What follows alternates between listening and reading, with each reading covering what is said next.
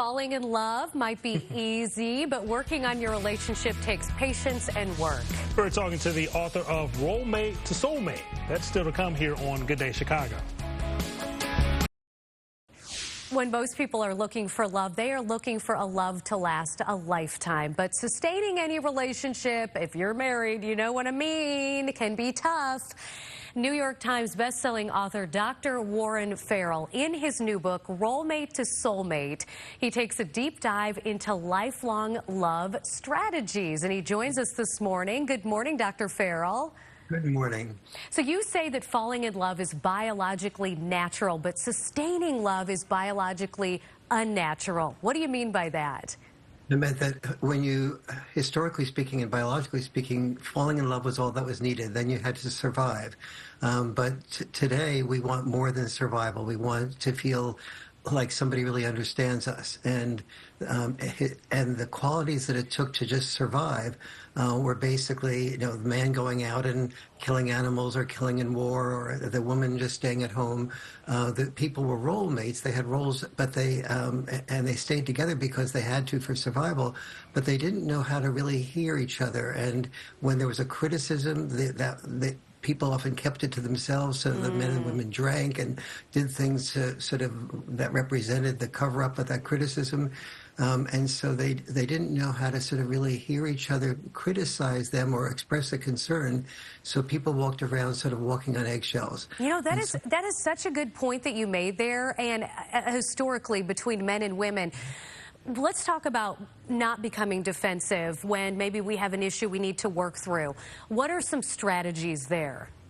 And the word strategies is so important, because I used to advise in my workshops not to become defensive. But when the couples got home, the moment a criticism came, that wisdom disappeared.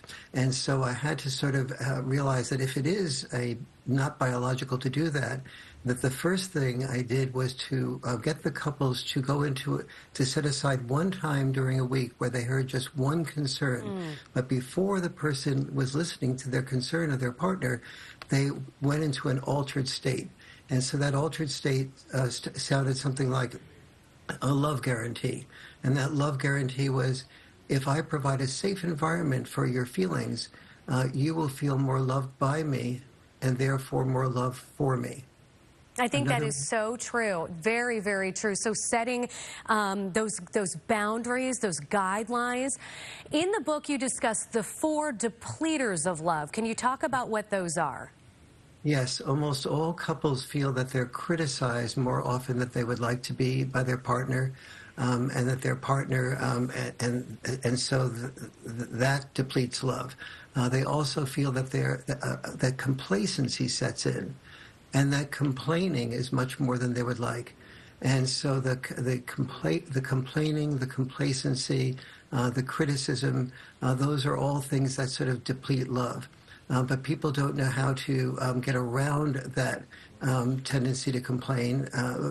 Oftentimes people, for example, somebody will make a reservation at a restaurant, and their partner will feel that they might be complaining about the service at a restaurant, but the person making that reservation often feels that they're complaining about the decision that they made, the recommendation that they made for that restaurant. So complaining and criticizing is another huge, that adds to the person receiving the complaints and hearing the criticism. They feel controlled. Okay, let's end on a high note. So give me one thing that we can do today, right now, to make our relationship better.